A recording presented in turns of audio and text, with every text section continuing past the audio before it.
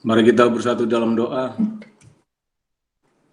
Bapa Sorgawi, Bapa yang kami muliakan dan kami kenali dalam nama Yesus, pada malam ini Tuhan, kami mengucap syukur atas kasih karunia dan anugerah yang Tuhan berikan kepada kami. Di dalam malam ini Tuhan kami beribadah, di mana dari beberapa negara kami hadir Tuhan untuk mendengarkan firman Tuhan pada malam ini. Kami mohon kuasa Roh yang Kudus hadir ya Tuhan, di dalam kehidupan kami pribadi lepas pribadi, memberikan roh hikmat dan pengertian bagi kami untuk belajar tentang kebenaran firman Tuhan, agar firman Tuhan yang kami pelajari pada malam ini bisa kami pahami, bisa kami mengerti dan bisa kami aplikasikan di dalam kehidupan kami dan bisa berbuah dan menjadi garam dan lilin di tengah-tengah lingkungan kami masing-masing pada saat ini. Bapak Sorgawi, demikian juga Tuhan, saudara-saudara kami yang belum bisa hadir pada malam ini Tuhan, dimanapun mereka beraktivitas, campur tangan Engkau ya Tuhan dalam kehidupan mereka, agar senantiasa mereka selalu dalam pertolongan dan lindungan Tuhan. Apabila ada saudara-saudara kami yang kurang sehat atau mengalami kesulitan, campur tangan Engkau Tuhan di dalam kehidupan mereka masing-masing. Kami percaya dengan penyertaan Roh yang Kudus, kami akan diberikan kesehatan dan keselamatan, dan diberikan kami jalan keluar untuk menghadapi segala macam pergumulan yang kami hadapi pada saat ini. Bapak Sorgawi, pada malam ini juga kami berdoa buat Pak Buguan yang akan menjelaskan tentang kebenaran firman Tuhan. Berikan roh hikmat dan kebijaksanaan dan kecerdasan bagi Pak Buguan, agar firman ini bisa memberikan pedoman bagi kami di dalam menghadapi kehidupan kami pada saat ini. Demikian juga Tuhan, bangsa kami pada saat ini Tuhan mengalami percobaan Tuhan tentang COVID yang melanda dunia dan Indonesia khususnya. Campur tangan Kau Tuhan buat pemerintah kami, Bapak Presiden Jokowi beserta seluruh pembantunya, memberikan hikmatlah kepada para pemimpin kami Tuhan, agar mereka bisa mengendalikan masalah kesehatan, masalah ekonomi dan keamanan negara kami. Kami percaya bila Tuhan hadir di tengah-tengah pemimpin kami, bangsa kami akan diselamatkan. Terima kasih Tuhan, ampuni segala dosa dan pelanggaran kami Tuhan, akibat perkataan, pikiran, dan perbuatan kami yang tidak berkenan di hadapan-Mu.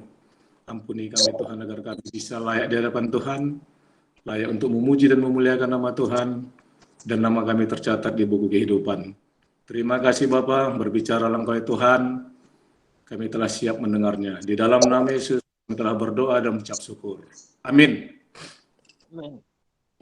Amin.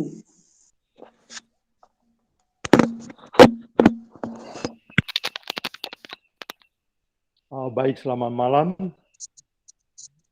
Baik, selamat malam saudara sekalian. Puji Tuhan, hari ini kita napas Malam. untuk belajar. Malam. Ya. Baik, saudara siap untuk belajar Wahyu 12? Mari kita buka Wahyu 12 dan saya akan tunjukkan ayat inti yang menjadi pusat perhatian saya, dan setelah itu saya akan presentasikan. Saudara, saya undang untuk buka Wahyu 12 ayat 13 dan 17. Mari kita baca ayat inti kita. Dan saya senang kalau kita belajar Alkitab, kita lihat strukturnya dulu. Kita lihat kerangkanya, supaya terus kita mengerti tujuan pasal ini mau kemana. Oke? Wahyu 12 ayat 13. Boleh? Saya undang Ibu Kori, boleh? Baca.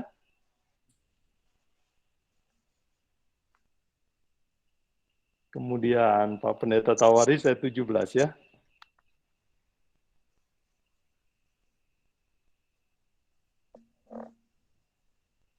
Orang lain aja. Boleh, Bisa. Pak Tawaris, boleh bantu? Wahyu 12 ayat 16 dan 17 ya. 13 dan 17. Oh, sorry. 13 dan 17. Ayat 13. Dan ketika naga itu sadar bahwa ia telah dilemparkan di atas bumi, ia memburu perempuan yang melahirkan anak laki-laki itu. Ayat 17. Maka marahlah naga itu kepada perempuan itu, lalu pergi memerangi keturunannya yang lain, yang menuruti hukum-hukum Allah dan memiliki kesaksian Yesus. Oke. Bab 12 ini intinya adalah setan berperang melawan gereja.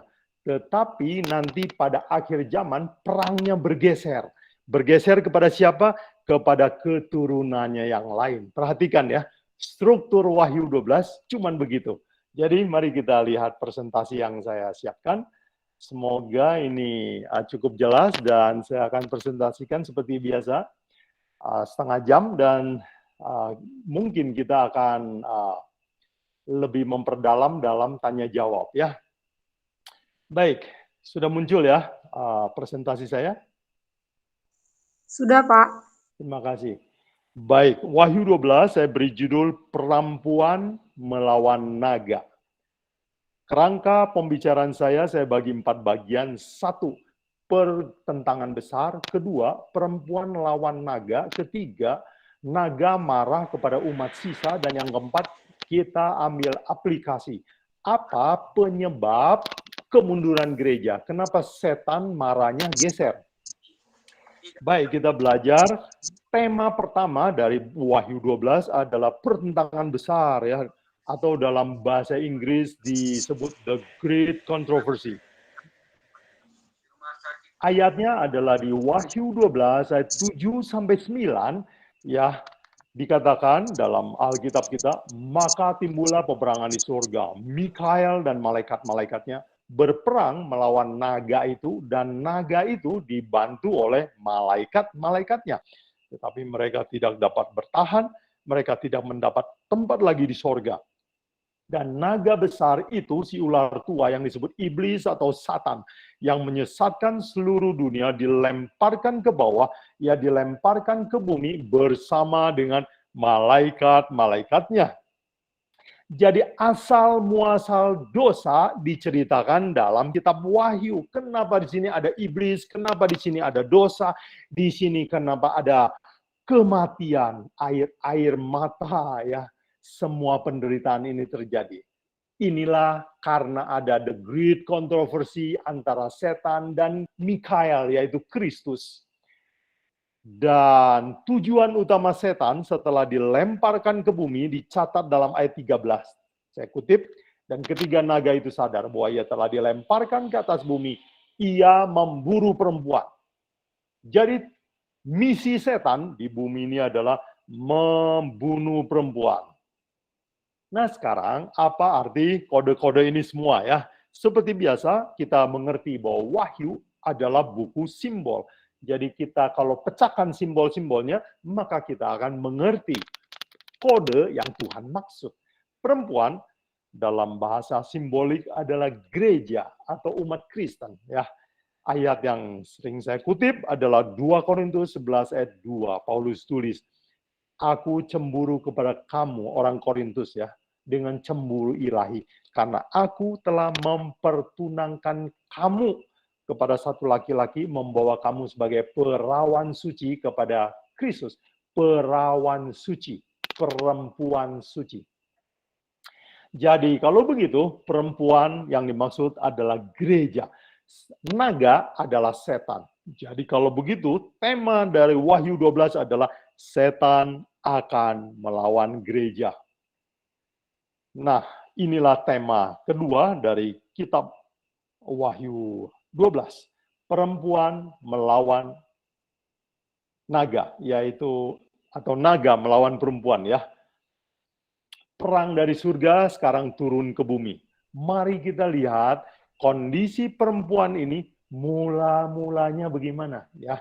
Wahyu 12 ayat 1, ayat pertama dimulai dengan kata demi gambaran ini, potret tentang gereja mula-mula. Maka tampaklah suatu tanda besar di langit, seorang perempuan berselubungkan matahari, bulan di bawah kakinya, dan sebuah mahkota dari 12 bintang di atas kepalanya. Ia sedang mengandung dalam keluhan dan penderitaannya, hendak melahirkan, ia berteriak kesakitan. Ini adalah gambaran gereja mula-mula yang mulai Yesus dirikan dengan 12 rasul, dan mereka mengalami banyak sekali penganiayaan Sejak Yesus di dalam kandungan sampai Yesus mati di salib, bahkan setelah Yesus naik ke surga juga, gereja masih terus mengalami kesakitan. Apa potret atau ciri yang diberikan gereja mula-mula ini? Dikatakan seorang perempuan berselubungkan matahari. Bahasa King James bilang berbajukan matahari. Jadi pakaiannya terang sekali seperti matahari, dan kakinya injak bulan, kepalanya pakai mahkota dari 12 bintang. Mari kita pecahkan 3 sifat dari gereja mula-mula ini ya. Baju putih, baju seperti sinar matahari. Dari Wahyu 1 kita tahu bahwa matahari adalah gambaran Yesus Kristus. Dan baju, saya kutip sebuah ayat misalnya Galatia 3:27, Paulus menulis, karena kamu semua yang dibaptis dalam Kristus telah mengenakan Kristus, berpakaian Kristus. Jadi, satu ciri dari gereja mula-mula adalah tabiat mereka dibungkus dengan tabiat Kristus. Tabiat mereka meniru tabiat Kristus. Jadi, ciri pertama dari gereja yang Tuhan rencanakan adalah tabiatnya berubah. Dan inilah yang paling indah dari rencana Tuhan buat gereja. Kenapa? Sebab gereja itu Tuhan bukan berencana mendirikan gereja yang gedungnya diisi dengan orang-orang yang badannya wangi, orangnya cantik atau ganteng, atau orang yang bawa persembahan banyak-banyak. Tetapi Tuhan merencanakan sebuah gereja yang orangnya tadinya tabiat lama, sekarang berubah, mempunyai tabiat yang baru. Betapa indahnya gereja yang demikian. Ya, yang sifat mereka menjadi kesukaan bagi semua tetangganya. Kemudian, saudara sekalian, ciri yang kedua, apa itu bulan? Ya, bulan adalah pantulan, memantulkan sinar matahari, bukan? Atau menyaksikan matahari, menyaksikan Yesus. Saya tidak kutip lagi ayatnya. Minggu lalu kita sudah belajar bahwa Yohanes 5:39 Yesus berkata, kamu menyelidiki kitab suci dan kamu tahu kitab suci itu bersaksi tentang aku. Jadi kalau begitu, bulan menyaksikan keberadaan matahari, kita bisa mengerti sekarang. Apakah benda yang menyaksikan tentang Yesus Kristus? Benda itu adalah namanya Alkitab. Ya, Alkitab bersaksi tentang Yesus Kristus, baik dari Kejadian sampai kitab Wahyu. Semuanya membicarakan Yesus Kristus. Jadi saudara sekalian, perempuan berbaju matahari artinya Tuhan merencanakan gereja yang tabiatnya berubah, menyerupai Kristus. Fondasi iman mereka adalah Alkitab. Masih ingat kata sola scriptura, Bible and Bible only. Itulah dasar iman yang Tuhan mau orang Kristen miliki, yaitu Alkitab. Kemudian, apa artinya mahkota? Nah, mahkota ini bukan mahkota raja, tapi dalam bahasa aslinya disebut Stephanos. Kalau orang zaman Romawi, Greka dan Romawi, kalau menang pertandingan, mereka diberikan mahkota seperti terbentuk dari daun, itu adalah piagam kemenangan. Jadi mahkota yang dimaksud adalah mahkota kemenangan. Dan siapakah mereka ini? Mereka adalah orang-orang yang menang melawan dosa. Kita sudah belajar apa arti kata Yesus. Yesus artinya mengeluarkan, menyelamatkan umatnya keluar dari dosa. Jadi gereja seharusnya berisi orang-orang yang menang melawan dosa, dari kegelapan dosa, hidup yang lama, kepada hidup yang baru. Tabiat mereka seperti Kristus, menyerupai Kristus, dan hidup mereka selalu didasarkan atas ajaran Alkitab. Inilah rencana Tuhan buat gereja mula-mula. Jadi sebagai kesimpulan bahwa Tuhan merencanakan gereja mula-mula adalah perubahan tabiat, keluar dari dosa, iman berdasarkan Alkitab. Oke, Paulus menuliskan hidup sebagai apa artinya menjadi Kristen dalam satu ayat yang indah. Galatia 2 ayat 20. Dia tulis, "Aku telah disalibkan dengan Kristus, namun aku hidup, bukan lagi aku sendiri yang hidup, melainkan Kristus hidup di dalam aku. Dan hidupku yang kuhidupi sekarang di dalam daging adalah hidup oleh iman dalam Anak Allah yang telah mengasihi aku dan telah menyerahkan dirinya untuk aku." Saudara sekalian, betapa indahnya uraian Paulus yang singkat tentang arti menjadi Kristen. Nah, sekarang kita masuk ke kondisi perang yang kedua, yaitu perempuan ini sakit melahirkan atau menderita. Kita baca di ayat yang ketiga dan keempat. "Maka tampaklah suatu tanda di langit, dan lihatlah seekor naga merah padam besar, berkepala 7, bertanduk 10, dan di atas kepalanya ada 7 mahkota." Perhatikan ini. "Dan ekornya menyeret sepertiga dari bintang-bintang di langit dan melemparkannya ke bumi." Dan perhatikan ini. Naga itu berdiri di hadapan perempuan yang hendak melahirkan itu untuk menelan anaknya sesudah perempuan itu melahirkan. Jadi saudara sekalian, sejak Yesus mau dilahirkan di dunia ini, setan sudah terus berusaha membunuhnya. Membunuh Yesus, membunuh perempuan, membunuh gereja yang melahirkan Yesus Kristus. Kemudian peperangan ini berlanjut. Wahyu 12 ayat 6 kita baca. Perempuan itu lari ke gurun. Di sana telah disediakan suatu tempat baginya oleh Allah supaya ia dipelihara di situ. Berapa lama saudara perhatikan? 1260 hari lamanya. Angka ini sering kita temukan bukan? Di kitab Wahyu, di kitab Daniel, dan itu menunjukkan artinya bahwa gereja akan menderita aniaya 1260 tahun. Dan ayat 14 menggunakan kata lain untuk 1260, yaitu 1 masa, 2 masa, setengah masa. Total 3,5 masa atau 3,5 tahun.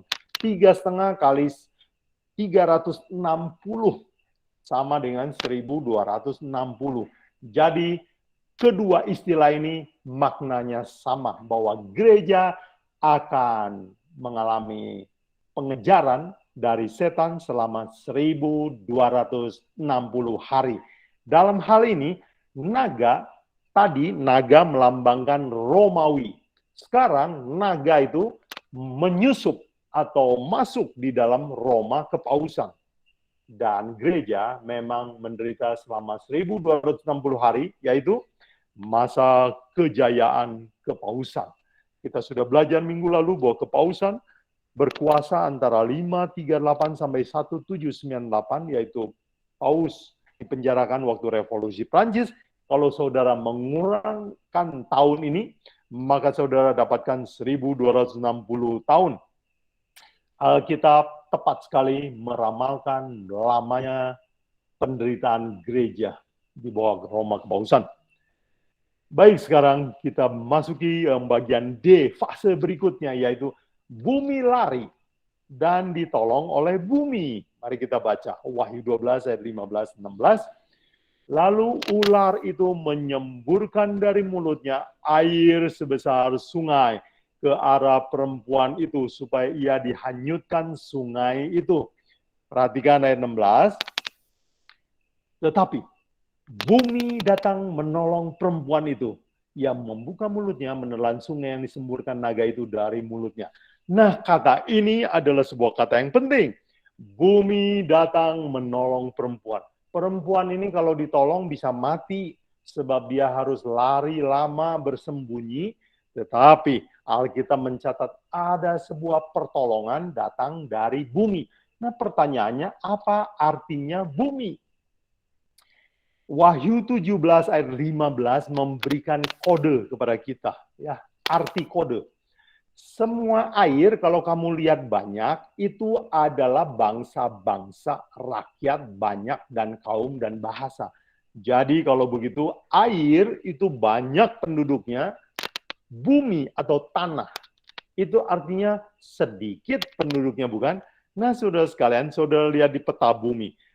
Tahun selama masa kegelapan, ya, Dark Ages di Eropa, benua mana yang ditemukan oleh orang Eropa yang sedikit penduduknya, lalu menjadi tempat pelarian untuk menyelamatkan diri dari pengejar, dari ancaman penganiayaan. Jawabannya tidak lain adalah benua yang ditemukan oleh Christopher Columbus, yaitu benua Amerika. Jadi tanah kosong yang dimaksud adalah tanah Amerika. Kalau begitu, Alkitab mengatakan kepada kita, setelah masa kepausan berkuasa, akan muncul tanah Amerika menjadi pusat, menjadi alat pertolongan buat kekristenan. Dan lebih lanjut, Alkitab memberi indikasi kepada kita bahwa dari bumi keluar sebuah negara. Mari kita baca Wahyu 13 ayat 11. Dan aku melihat seekor binatang lain keluar dari bumi. Saudara lihat, binatang dalam nubuatan artinya negara atau kerajaan, bukan. Saya melihat sebuah negara keluar dari benua yang kosong itu. Negara mana yang dimaksud? Tidak lain adalah Amerika Serikat. Saudara perhatikan tahunnya. Bukankah tahun ini mirip dengan tahun kejatuhan Roma Kepausan? Begitu Roma Kepausan jatuh, ya, beberapa tahun sebelumnya Tuhan mendirikan sebuah negara di sebuah tanah yang sepi penduduk, yaitu benua Amerika. Jadi saudara sekalian, luar biasa Alkitab kita ini. Dia mendahului zaman. Dia mendahului ilmu pengetahuan. Kenapa semua ini ditulis? Yesus di dalam Yohanes 13 ayat 19 ayat 13 katakan, aku katakan ini sebelum terjadi supaya kamu percaya kalau itu terjadi. Jadi saudara sekalian, belajar nubuatan akan memperkuat iman kita. Jadi dari bumi keluar sebuah negara dan itu adalah United States of America. Jadi saudara sekalian, kita ambil kesimpulan fase terakhir dari gereja. Nah, setan melawan gereja adalah gereja Protestan terselamatkan oleh tanah Amerika dan berdirinya negara Amerika Serikat. Gereja menjadi bebas beragama. Gereja berkembang pesat. Gereja menjadi makmur. Nah, untuk kata makmur ini, saudara perhatikan. Saya memperhatikan sebuah grafik saham, grafik ekonomi Amerika. Sejak Amerika merdeka sampai hari ini, grafiknya itu selalu naik, naik, dan naik. Kadang-kadang turun, tetapi akan segera naik. Jadi negara ini telah diberkati dengan kemakmuran yang terus-menerus. Sehingga negara yang berdirinya di atas tanah kosong ini sekarang menjadi negara superpower dengan GDP yang ya saya kira mungkin tertinggi di dunia, ya, dengan ekonomi yang terbesar di dunia.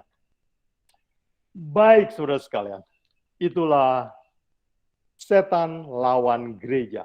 Sekarang kita masuki bagian yang ketiga, yaitu Alkitab mencatat sebuah fase baru, yaitu kemarahan naga bergeser. Mari kita lihat Wahyu 12 ayat 17. Maka marahlah naga itu kepada perempuan itu, lalu pergi memerangi keturunan yang lain yang menuruti hukum Allah dan memiliki kesaksian Yesus. Dalam King James Version lebih jelas kata the remnant dipakainya. Remnant artinya sekarang umat sisa, ya. Jadi sebenarnya ayat 17 ini mengatakan, lalu marah naga itu tadinya marah kepada perempuan itu, sekarang perempuan itu pindah ke Amerika Serikat, dilindungi, berkembang, nggak ada kesusahannya, makmur, sifatnya berubah. Lalu naga tidak marah lagi kepada perempuan, dia bergeser marahnya kepada umat yang sisa, kepada sisa anggota gereja yang sisa. Yang cirinya disebutkan, karena mereka menuruti hukum Allah dan tetap memegang kesaksian Yesus. Artinya kembali kepada firman yang disampaikan melalui para nabi. Mereka berdiri di atas Alkitab. Jadi saudara sekalian, ayat ini memberikan indikasi kepada kita bahwa perempuan yang Tuhan rencanakan suci, karakternya seperti Kristus, meninggalkan dosa, hidup berdasarkan Alkitab, setelah terselamatkan, ya, selama masa penganiayaan, dia tetap setia. Tetapi setelah pindah diselamatkan oleh Amerika Serikat, mereka menjadi makmur, tetapi terjadi dua kelompok. Satu perempuan biasa, gereja yang berubah sifat. Satu lagi adalah perempuan yang tetap setia kepada hukum Allah dan iman kepada Yesus. Jadi kita melihat, mengambil satu indikasi, sebuah deduksi dari ayat ini, yaitu bahwa gereja akan merosot setelah diselamatkan oleh tanah Amerika. Dan ini sudah dinubuatkan.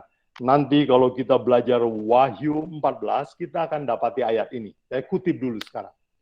Dan seorang malaikat lain, malaikat kedua, menyusul dia berkata, sudah rubuh Babel, kota besar yang memabukkan segala bangsa dengan hawa nafsu cabulnya. Bahasa Inggrisnya bilang, Babylon is fallen, that great city. Babylon itu makin merosot, yaitu Babylon si kota besar itu. Nah sekarang kode ini harus kita pecahkan, bukan? Apa artinya Babel atau Babylon? Wahyu 17 ayat 4 dan 5 memberi kodenya sama kita, yaitu Babel besar, ibu dari wanita-wanita pelacur. Jadi kalau begitu, Babel is fallen, itu artinya ibu sudah fallen. Ibu itu artinya perempuan kan? Ibu dari wanita-wanita pelacur. Berarti ibu itu juga gereja. Dengan kata lain, saya ingin simplified kalimat modernnya adalah begini. Ya, Babylon sudah jatuh kota besar itu. Artinya gereja induk akan jatuh, diikuti oleh gereja putri-putrinya. Kita tahu apa itu gereja induk, yaitu gereja yang dipimpin oleh Roma Kepausan. Mereka beragama tidak berdasarkan Alkitab, ya, mereka menggabungkan Alkitab dengan tradisi Roma. Oke? Dan Alkitab meramalkan bahwa gereja yang diselamatkan di tanah Amerika akan mengikuti jejak gereja induk. Ramalan Alkitab. Oke, saudara sekalian. Mari saya rangkumkan Wahyu 12. Setan melawan gereja. Apa yang terjadi dengan gereja? Gereja mula-mula suci. Mereka adalah orang-orang yang bertobat.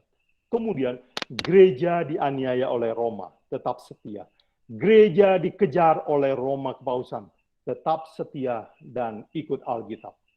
Gereja terselamatkan oleh tanah dan negara Amerika Serikat. Sesuatu terjadi, yaitu gereja merosot kerohaniannya dan muncul umat yang sisa. Itu sebabnya kemarahan setan bergeser. Baik, saudara sekalian, itu bahan pelajaran kita. Sekarang saya ingin ambil aplikasi buat kita semua ya. Seperti biasa, saya rindu jangan kita cuma pinter teori, tapi kita juga buat aplikasi buat hidup kita ya setelah belajar Wahyu. Saya ingin beri judulnya adalah The Danger of Prosperity. Bahaya kemakmuran. Ya. Apa penyebab sampai gereja menjadi mundur kerohaniannya sampai setan nggak usah marah lagi sama dia? Kata kuncinya diberikan oleh Wahyu 12 ayat 17.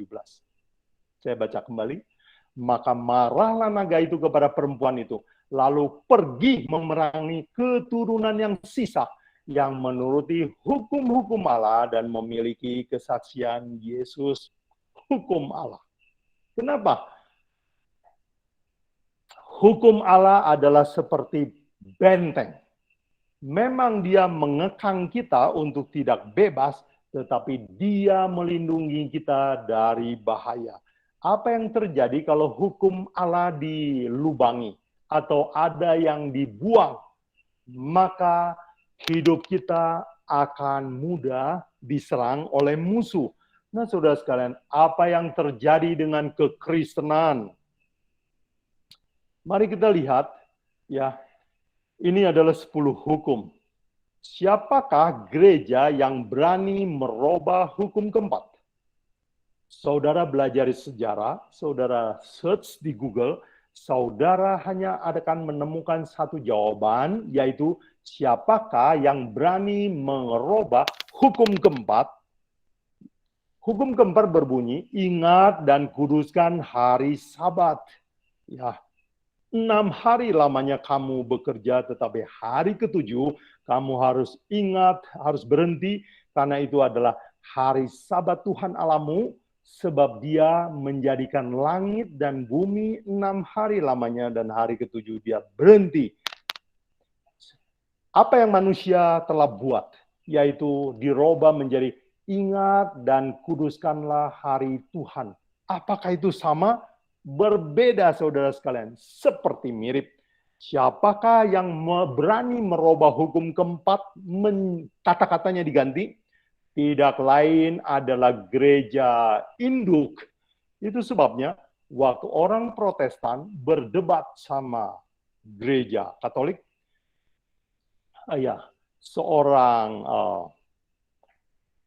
seorang pembela Katolik memberi tantangan begini. Kalian mau protes kepada saya? Coba kalian tunjukkan dari kitab suci. Mana bukti bahwa perbaktian pada hari Minggu adalah sesuai dengan Alkitab?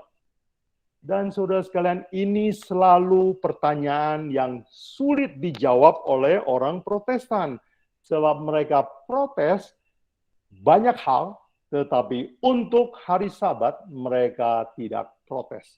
Jadi saudara sekalian, ini adalah hukum Allah yang dilubangi. Dan lubang ini membuat musuh makin mudah untuk masuk. Dan apa yang menjadi penyebab kedua, gereja merosot kerohaniannya, yaitu mereka berhenti protes dan meniru gereja induk. Indikasinya diberikan dalam Wahyu 13 ayat 11 dan 12. Dikatakan, dan aku melihat seekor binatang lain keluar dari bumi bertanduk dua seperti anak domba. Ia berbicara seperti seekor naga. Apa yang dikatakan di sini? Saya melihat sebuah negara keluar dari tanah kosong. Dan negara ini sifatnya seperti Kristen. Tetapi ia mulai berbicara seperti Roma. Naga adalah lambang setan, tetapi juga lambang Roma. Oke? Ayat 12 bilang, ia, yaitu Kristen di Amerika Serikat, menyebabkan seluruh bumi dan penghuninya menyembah binatang pertama yang luka parahnya telah sembuh. Yang dimaksud adalah Roma kepausan. Jadi orang Kristen mulai meniru Roma. Kenapa? Aniaya berhenti, mereka mulai simpati. Yang ketiga, penyebab ketiga kenapa gereja di Amerika mulai, sejak pindah ke Amerika, mulai merosot, yaitu kemakmuran dan keduniawian. Wahyu 17 ayat 4 memberi indikasi begini. Dan perempuan itu, ia memakai kain ungu, kain kemisi, dihiasi emas, permata, mutiara. Jadi perempuan ini, atau gereja yang disebut pelacur ini, gereja yang sudah tidak murni ini, dan dananya adalah benda-benda duniawi, bukan kain ya tumbuh dari bumi, bukan emas ditambang dari bumi, permata, mutiara, barang dari bumi. Saudara bandingkan dengan wanita pertama mula-mula, perhiasannya apa? Seperti matahari, injak bulan, benda mahkotanya 12 bintang, itu artinya perhiasannya adalah benda-benda langit, benda-benda surgawi. Kekayaan mereka adalah kekayaan surgawi. Tetapi gereja yang berubah sifat ini mulai makmur dan mementingkan hal-hal duniawi ya. Dan mulai mengukur segala kemajuan kekristenan dengan hal-hal duniawi. Saya mendapatkan fakta yang keempat, penyebab kenapa gereja Kristen mulai merosot. Wahyu 13 ayat 13 memberi ayat ini. Dan ia, yaitu Kristen yang diselamatkan Amerika, akan mengadakan tanda-tanda yang dahsyat. Bahkan ia menurunkan api dari langit ke atas bumi di depan semua orang. Apa artinya api dari langit? Roh Kudus. Akan ada gerakan Roh Kudus, tetapi palsu. Itu akan menjadi dasar iman banyak orang. Itu akan membuat orang Kristen jadi sensasi. Mereka akan mengalami ekstasi, kesenangan karena melihat mujizat. Saudara sekalian, iman telah digeser kepada mujizat. Dan saudara tahu, mujizat bukanlah iman. Alkitab adalah sumber, dasar, fondasi dari iman. Jadi saudara sekalian, penyebab ini semua empat bisa saya sebutkan dengan kata yang sederhana. Kenapa gereja Kristen merosot sejak diselamatkan oleh tanah Amerika? Tidak ada kesusahan, tidak ada aniaya, dan mereka mulai makmur. Jadi sebagai penutup saya ingin mengingatkan satu kata, yaitu bahaya kemakmuran dan waktu luang. Saudara sekalian, saya singkatkan sebuah kisah yang bisa mewakili pesan yang saya ingin sampaikan, yaitu seorang raja bernama Daud.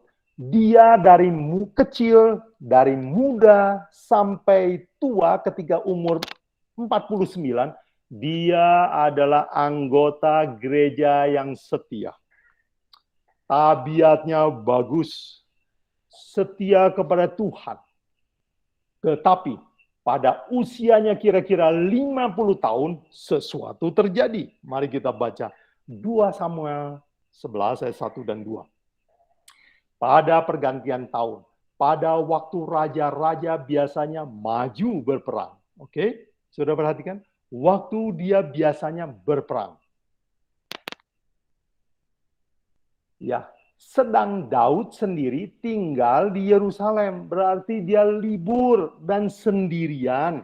Ayat berikutnya. Sekali peristiwa waktu petang ketika Daud bangun dari tempat pembaringannya.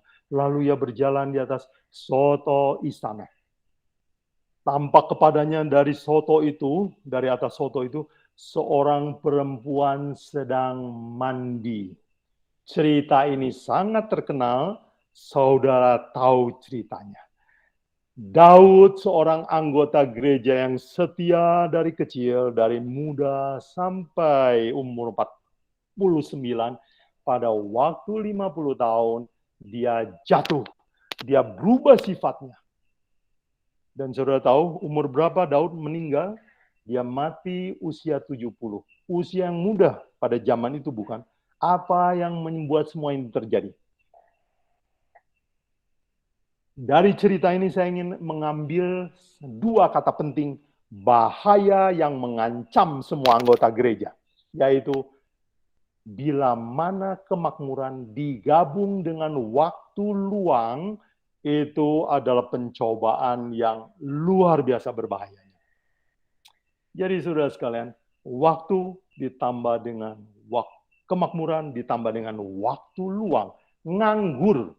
Nah, saudara sekalian, mungkin saudara pikir, oh, ini Daud kan kaya. Saudara sekalian, kemakmuran itu tidak mesti kaya. Saya ingat waktu saya kecil, satu-satunya yang pergi ke sekolah pakai sendal adalah saya. Dan itu adalah barang paling, saya adalah orang yang hidupnya paling mewah, ke sekolah pakai sendal. Teman saya semuanya telanjang kaki.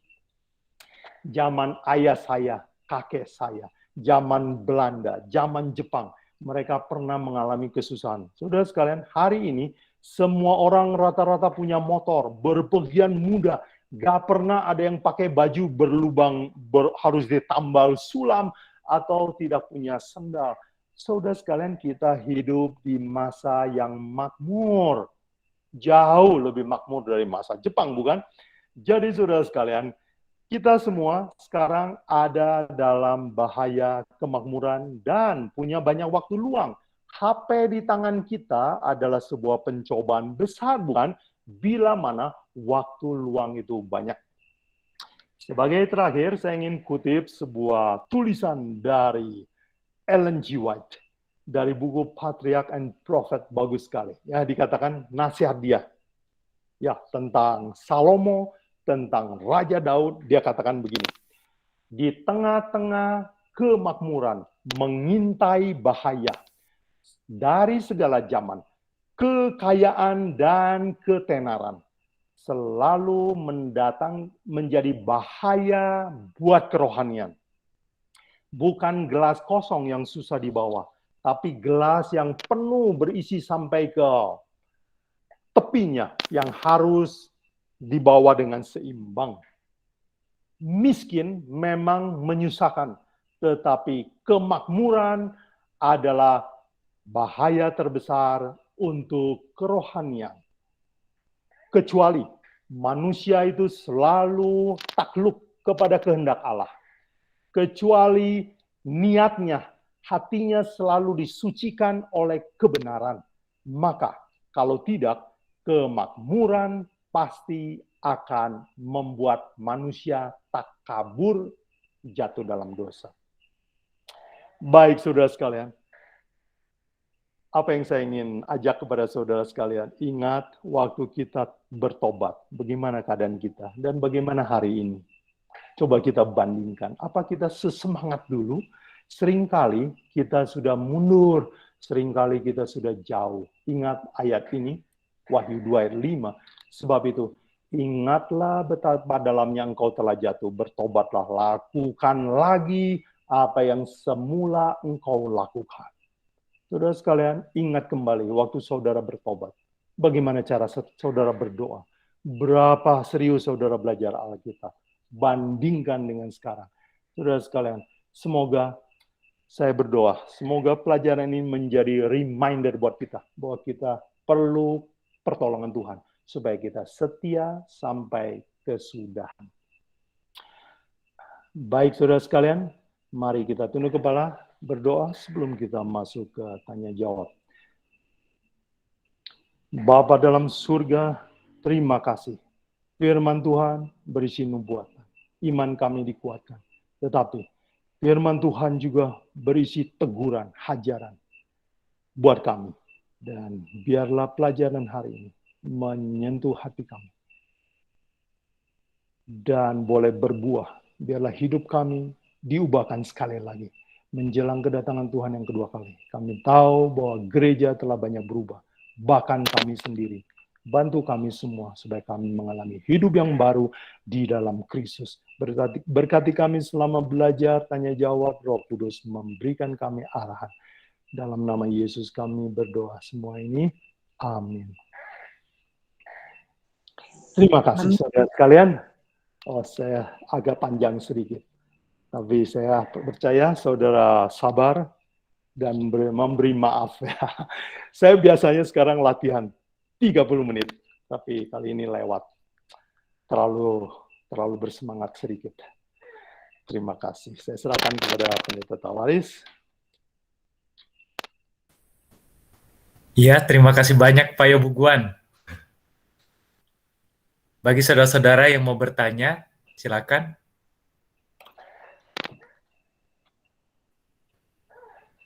Ibu Evelyn tadi mau bertanya? Enggak itu. Saya lebih senang kalau mendengarkan. Yang orang lain tanya, jawabannya saya senang. Selamat malam Pak Buguan. Halo Pak Kajono, selamat malam. Saya tidak akan bertanya, tetapi saya mau berkomentar sedikit, boleh ya? Boleh. Ini khotbah yang paling hebat yang saya dengar selama Pak Buguan, dari mulai Wahyu 1 sampai 12 ini. Saya dengarkan dengan hati-hati, walaupun lama tetapi sangat luar biasa. Saya kira ini the best yang Pak Buguan sampaikan. Kalau bisa, ada rekamannya, ya saya mau bagikan buat saudara-saudara saya, supaya mereka bisa dengar. Itu aja Pak Buguan, saya nggak bertanya, terima kasih. Amin. Terima kasih hadiah dari Pak Karjono.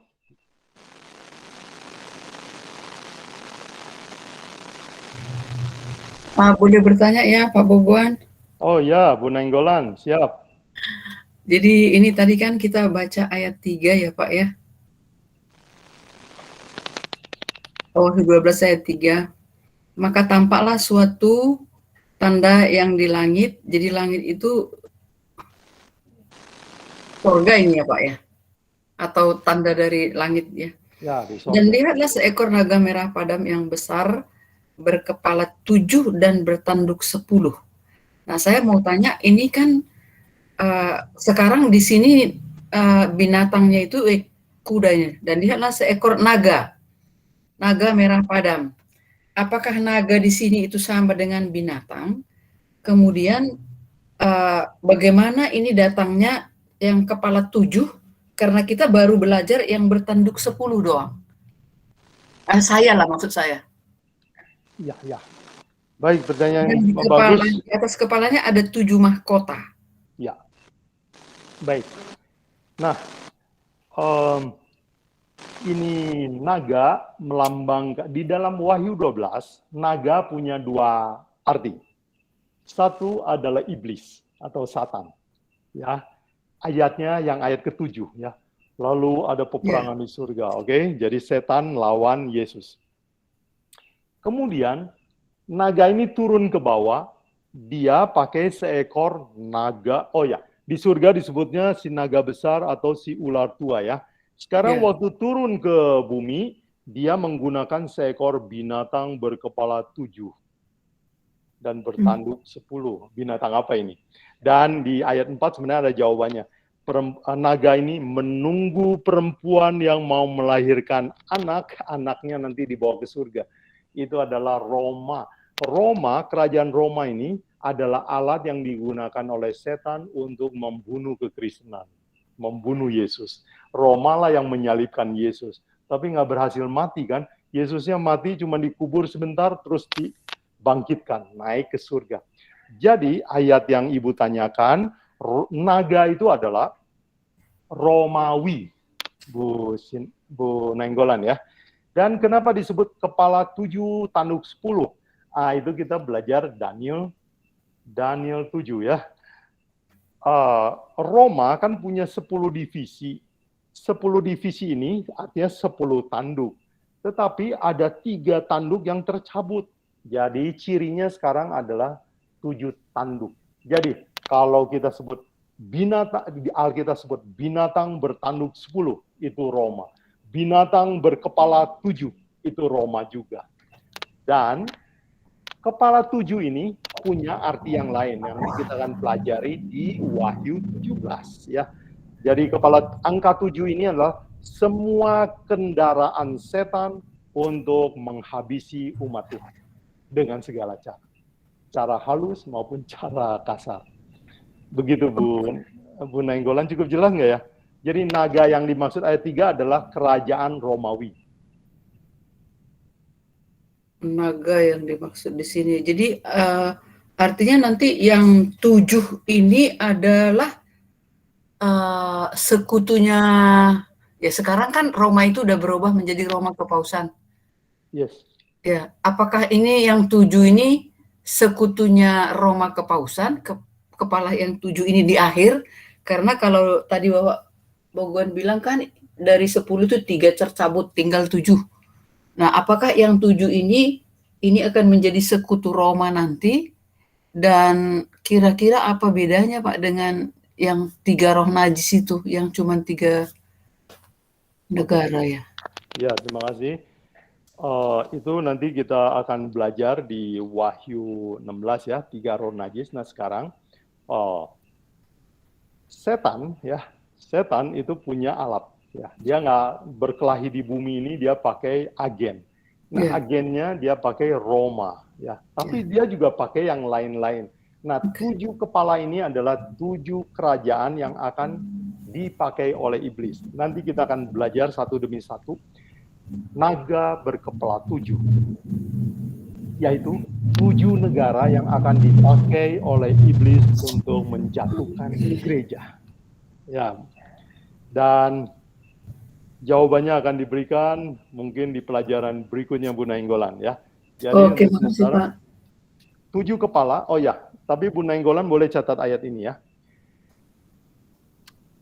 Wahyu 17 ayat 9 dan 10 ya.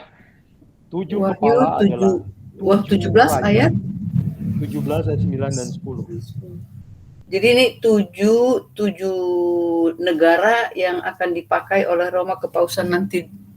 Sekarang udah dipakainya belum itu Pak? Oleh iblis, ya Ibu. Oleh iblis. Oleh iblis. 7 negara yang akan dipakai oleh iblis sepanjang zaman untuk mengalahkan kekristenan. Oh, sepanjang zaman. Berarti sekarang udah ada sebenarnya ya Pak ya?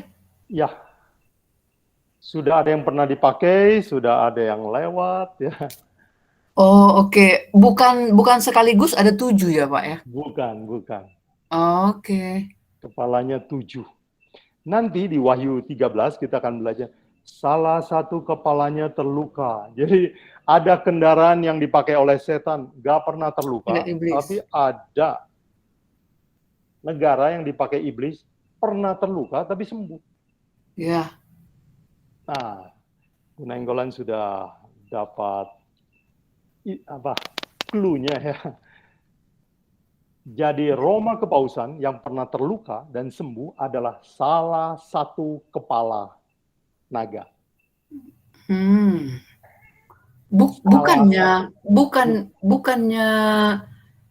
yang sembuh itu sendiri bosnya. Alat-alat yang paling, artinya inilah pemimpin, kalau dia punya anggota, pemimpinnya kan bukannya yang sudah sembuh ini. Bukan. Kepausan ini. Bukan. Dia hanya salah satu kepala. Oke. Yang punya badan yang besar ini adalah setan. Iblis. Ya, naga itu ya. Iya. Oke, nanti dia di Wahyu 17 ya Pak ya? Ya, di Wahyu 17, Oke, Pak, Wahyu 13. Kita tunggu. Ya. Oke, jadi pastikan bergabung kembali ya. Jangan absen nanti pelajarannya terlewat. Terus ini Pak, saya hanya mau ini Pak. Ada saya pernah mendengar pelajaran. Dan ekornya menyeret sepertiga dari bintang. Tapi artinya saya dengar pelajaran ini tapi masih tanda tanya buat saya sampai saat ini. Dan ekornya menyeret sepertiga dari bintang di langit dan melemparkannya ke atas bumi. Jadi pelajaran ini yang pernah saya dengar bahwa semua malaikat yang sepertiga ini, kan malaikat itu berlaksa-laksa ya Pak ya. Jadi katanya jumlah yang akan diselamatkan dari bumi ini nanti adalah sejumlah sepertiga yang dibuang dari bumi. Gimana itu Pak? Tapi saya nggak tahu juga referensinya sih. Ya, ada di tulisan Roh Nubuat, tapi Alkitab tidak memberi penjelasan yang eksplisit. Jadi biarlah kita terima apa yang tertulis di Alkitab ini saja. Oh, tapi ada di Roh Nubuat ya Pak? Ada. Nah, nanti kalau Bapak dapat bagi ya Pak. Atau sekarang Bapak bisa bagi. Oke. Nanti saya WA saja ya. Oke Pak, makasih. Ya, saya lupa tempatnya. Terima kasih Bu Nenggolan. Ya, tapi memang saya lebih suka kalau bisa membuktikan dari Alkitab ya. Ya, Karena sola scriptura. ya itulah rencana Tuhan ya. Perempuan berdiri di atas bulan. Thank you. Apakah ada yang lain? Dipersilakan. Pak Daud itu mau bertanya, Pak Daud? Ya, boleh bertanya Pak Bukan. Malam Pak. Malam, ya silakan Pak Daud. Ya, bagus sekali pelajaran hari ini Pak. Saya mau nanya tentang ini. Wahyu 12 ayat 17 dikatakan, maka marahlah naga itu kepada perempuan ini, lalu pergi memerangi keturunannya yang lain yang menuruti hukum-hukum Allah dan memiliki kesaksian Yesus. Jadi ada dua spesifikasi yang diperangi oleh setan kan untuk umat Tuhan di sini kan. Yang pertama menurut hukum Tuhan dan memiliki kesaksian Yesus. Terus tadi dikatakan kesaksian Yesus adalah kembali kepada firman yang disampaikan para nabi. Ya Pak. Nah maksud saya di sini kalau kita kaitkan dengan Wahyu 19 ayat 10 Pak. Sama posisinya kan. Ya, saya bacakan Wahyu 19 ayat 10. Maka tersungkurlah aku di depan kakinya yang untuk menyembah dia. Tapi ia berkata kepadaku, janganlah berbuat demikian. Aku adalah hamba sama seperti engkau dan saudara-saudaramu yang memiliki kesaksian Yesus. Sembahlah Allah karena kesaksian Yesus adalah roh nubuat. Jadi kesaksian Yesus ini ekuivalen dengan roh nubuat yang di Wahyu 12 dan di sini sama ya Pak ya. Dan maksud saya dikatakan yang kembali kepada firman disampaikan para nabi. Nabinya di sini apakah nabi yang ada di Alkitab atau nabi yang bisa sekarang ini muncul gitu. Yang setelah di Alkitab, setelah zaman Alkitab. Oke. Itu aja sih Pak. Roh nubuat kira-kira kan jarang ada roh nubuat ya Pak ya. Mungkin satu-satunya ada di Alkitab ini dia kan Pak. Oke. Atau ada yang lain gitu Pak. Terima kasih. Kalau kita terangkan ke tempat ke orang saudara-saudara kita lebih bisa diterima gitu Pak. Terima kasih, pertanyaan baik. Ya. Kata roh nubuat ya.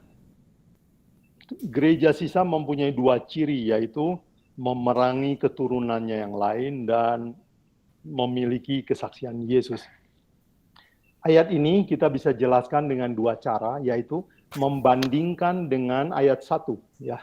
Karena Wahyu 12 ayat 1 berbicara gereja rencana Tuhan adalah ya bajunya seperti matahari, kakinya injak bulan, ya dan seterusnya tadi kita sudah belajar.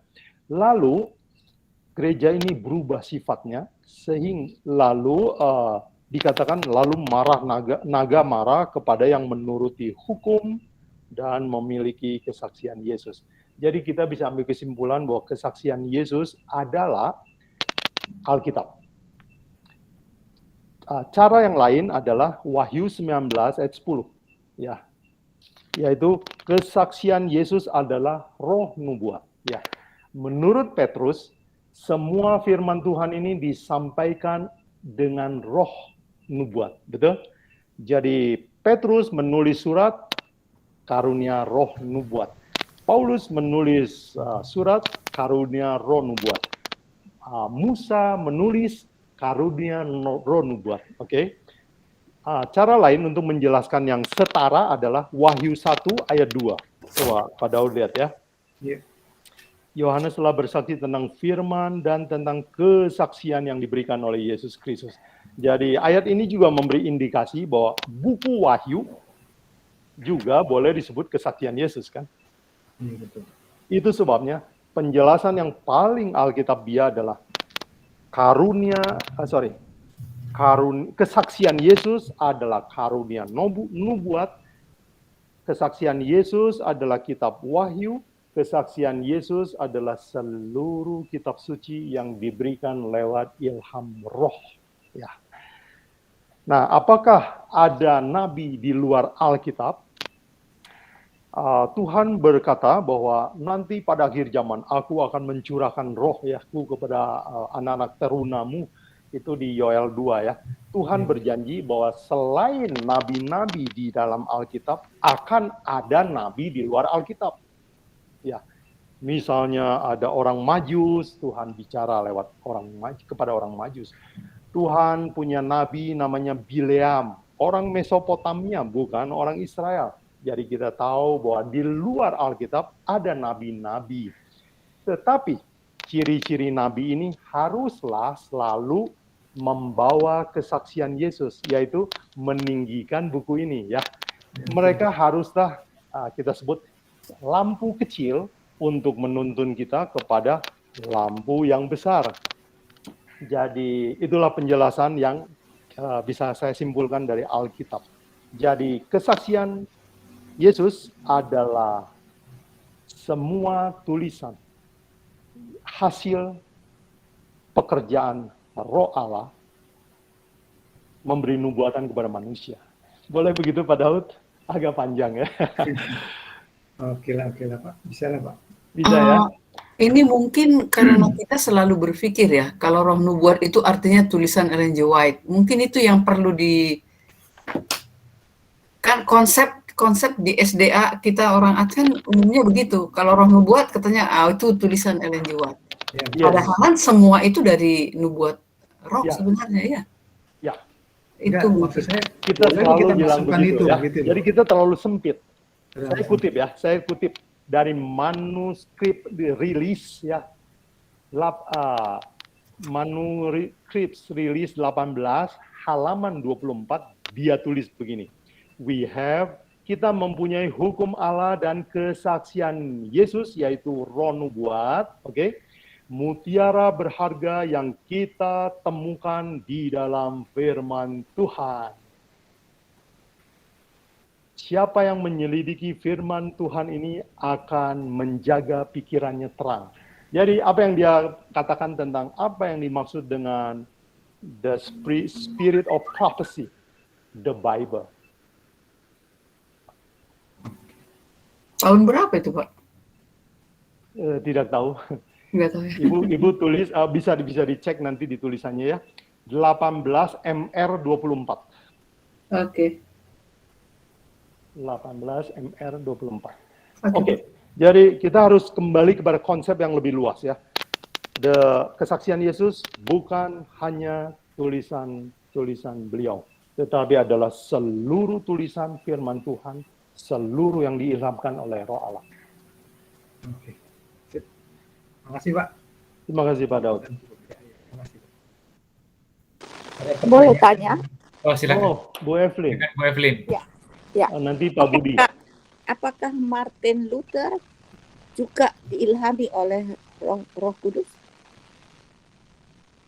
Oh, apakah Martin Luther diilhami Roh Kudus? Iya kayaknya. Saya agak takut jawabnya. Tapi saya akan jawab hati-hati ya. Martin Luther mendapat ilham dari Roh Kudus. Ya. Ilham dari Roh Kudus. Dan apa yang dia kerjakan bukan dari keberaniannya sendiri. Kenapa? Waktu dia mulai berdebat sama Paus, dia sampai kaget sendiri. Siapa ini saya? Sampai saya berani berhadapan dengan Sang Sri Raja Paus. Kenapa? Karena dia adalah seorang pastor yang bawahan. Jadi dia hormat sekali sama yang namanya pimpinan, ya. Dan dia pengen masuk surga. Jadi nggak pernah terpikir dia untuk melawan. Jadi apa yang dia lakukan adalah inspirasi dari Roh Kudus. Nah, tapi yang saya harus hati-hati adalah apakah semua yang dia katakan, diajarkan adalah sesuai dengan Roh Kudus? Ya kita harus uji lagi semuanya ya. Kita sudah belajar waktu zaman reformasi Protestan bahwa Tuhan merencanakan api Protestan tidak hanya berhenti di Martin Luther, harus berlanjut. Jadi Martin Luther pekerjaannya belum selesai. Jadi saya perlu tambahkan kalimat ini, takut ada yang bilang bahwa seluruh pekerjaan Martin Luther sudah selesai, lengkap, standar kebenaran ya. Dia baru awal dari sebuah perjalanan panjang. Bu Evelyn, apakah itu menolong, menjawab? Iya. Terima kasih Pak Butuan. Bagus. Selamat Lanjut. malam. Silakan Pak Hardi. Selamat malam. Saya kebetulan terlambat masuk ini. Oh ya, Selamat malam Pak Yoboguan. Pak Hardi selamat malam, senang bergabung. Selamat malam dan yang bapak-bapak dan ibu-ibu yang lain. Ada pertanyaan satu Pak. Ya, Ini juga saya dengar dari yang lain, apakah berhubungan atau tidak, tapi minimal saya harus sampaikan. Mengenai bagaimana tanggapan Bapak bahwa agama itu tidak menyelamatkan. Terima kasih Pak. baik, Pak Hardi, terima kasih pertanyaan yang baik. Bagaimana tanggapan saya kalau tentang agama tidak menyelamatkan? Ya, sebenarnya saya akan tanggapi dari Alkitab saja. Memang Alkitab juga bilang agama tidak menyelamatkan, ya. Saya berikan ayat misalnya, oke, Roma, mana Roma ya? Oke. Pak Hardi juga boleh sama-sama kita buka ya, Roma 9 ya. Ayat 7. Saya baca ya Pak Hardi. Dan juga tidak semua yang terhitung keturunan Abraham adalah anak Abraham, tetapi yang berasal dari Ishak yang disebut dengan keturunanmu. Ayat 8. Artinya bukan anak-anak menurut daging adalah anak Allah, tetapi anak-anak perjanjian. Jadi bukan anak-anak secara daging, bukan keanggotaan di gereja itulah yang menentukan kita anak Abraham. Tetapi yang membuat perjanjian dengan Yesus Kristus. Ya, janji setia. Yang sama Yesus menikah. Taken kontrak. Jadi kalau ayat ini saya modernkan begini Pak Hardi. Paulus bilang, oh tidak semua orang yang menyebut dirinya Kristen adalah pengikut Kristus. Tetapi, ya, dan bukan orang yang menurut daging adalah secara daging adalah Kristen, adalah anak Allah, tetapi adalah orang-orang yang mengadakan perjanjian dengan Yesus Kristus. Nah, itu kata Alkitab ya. Dan belum lagi kita bisa kutip ucapan Yesus banyak juga ya. Yesus menegur orang Farisi, dia bilang, jangan sangka kamu anak Abraham. Ya, kamu sebenarnya anak-anak iblis. Wah, orang Yahudi marah sekali ya. Kata Yesus, kalau kamu tahu kebenaran, kamu akan merdeka. Kata mereka, emang kami ini budak? Ya, Yesus katakan, kalian, siapa yang berbuat dosa adalah budak dosa. Jadi, walaupun kamu anak Abraham, kamu sebenarnya di dalam perbudakan. Orang Israel nggak bisa terima. Jadi Alkitab memberitahu kepada kita bahwa agama, walaupun Kristen, tidaklah menyelamatkan. Kata Yesus, kata Paulus, ya, kata Alkitab. Boleh begitu Pak Hardi? Terima kasih penjelasannya Pak Yoboguan. Amin. Silakan lanjut. Ya, thank you. Ada pertanyaan dari Yoboguan, Pak Budi, boleh? Izin. Oh, Pak Togu. Terima Pak kasih. Budi bersabar, nanti akan dibacakan Pak Tawaris. Ya, Pak Budi, terima kasih ya. Orang sabar, kekasih Tuhan. Boguan melanjutkan tadi tentang Martin Luther. Pertanyaan saya gini, apa sebenarnya visi utama dari Martin Luther dengan memprotes kepausan yang pada saat itu terjadi? Dan apakah perkembangan gereja sampai pada saat ini tentang gereja Protestan sesuai dengan apa yang diharapkan oleh Martin Luther, sesuai dengan apa yang dia protes kepada kepausan? Itu yang pertama, Pak Guan. Itu dulu, nanti selanjutnya ada urutannya. Terima kasih, Pak Guan. Wah, Pak Togu, terima kasih nih. Apa visi Martin Luther ya? Martin Luther ini seperti tadi saya katakan sebenarnya dia itu digerakkan oleh ayat firman Tuhan. Ya. Kita tahu sejarahnya bahwa kapan Martin Luther berubah pikiran. Pertama, waktu dia baca Alkitab. Ya, dan baca Alkitab yang dirantai di perpustakaan sekolah. Jadi zaman itu orang awam nggak boleh baca Alkitab. Dan Alkitab hanya dalam bahasa Latin, bahasa Roma.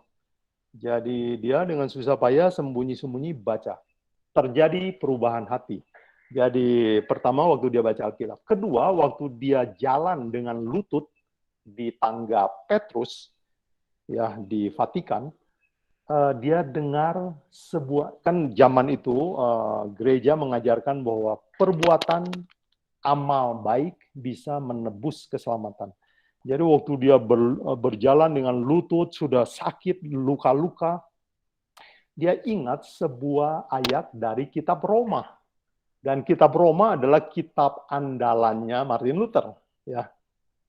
Jadi kita boleh sebut juga kitab Roma adalah kitab reformasi. Ya. Dan memang orang yang belajar kitab Roma dan mengerti kitab Roma, hidupnya akan berubah. Kekristenannya akan baru sama sekali. Oke? Jadi PR ya, tantangan buat teman-teman semua yang ingin mengetahui apa artinya jadi Kristen, bacalah buku Roma sampai mengerti. Nah, dia ingat sebuah kata di dalam Roma 1 yang bilang, orang benar akan hidup oleh iman, ya, bukan oleh perbuatan. Jadi sejak itu dia berdiri dan dia gak mau lagi lakukan itu. Apa visi dia? Visi dia hanya yang diberikan oleh Roh Kudus, yaitu gereja telah menyesatkan anggotanya. Ya. Jadi dia mau mengungkap kesalahan ini supaya anggota itu boleh mengenal terang yang sebenarnya. Ya, ini gelap kan? Orang nggak boleh baca Alkitab. Lalu dia berusaha menerjemahkan Alkitab supaya orang itu terang. Dan akibat dia menerjemahkan Alkitab, dia diberi hukuman mati ya. Tapi ya nggak mati-mati, sampai dia mati sendiri di dalam pelariannya. Jadi Martin Luther punya visi adalah supaya orang Kristen itu hidup oleh firman Tuhan saja. Bukan tradisi. Begitu Pak Togu yang saya bisa sampaikan ya. Jadi, biasanya ungkapan yang paling terkenal dari Martin Luther, mungkin itu bisa juga menggambarkan visinya. Sola scriptura, sola fide, sola gratia. Ya. Kalimat seperti itulah. Itulah visi dari Martin Luther. Atau kalau sesuai dengan pelajaran kita malam ini begini. Cita-cita Martin Luther adalah gereja, kembalilah kepada gereja zaman Rasul. Kembalilah ke sifatnya yang mula-mula. Back to basic. Begitu Pak Togu. Lanjut bukan? Itu tadi kan yang kedua, dengan perubahan perkembangan ya dari masa ke masa, hingga Protestan ini bisa banyak ya, jenis-jenis kegiatannya. Ini apakah seperti ini yang digambarkan oleh Martin Luther, memang yang diharapkannya dengan adanya perubahan yang sangat dinamis lah perkembangan gereja pada saat ini. Kira-kira gitu bukan? Itu memang cita-cita dia kalau bukan terjemahkan daripada tulisan-tulisannya yang dia telah buat gitu bukan? Oke. Baik, makasih Pak Togu.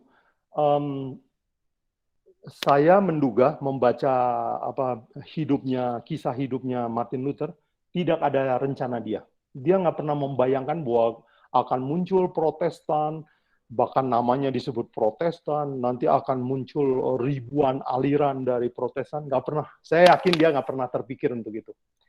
Tujuan dia adalah manusia harus kembali kepada terang yang sejati, yaitu Alkitab.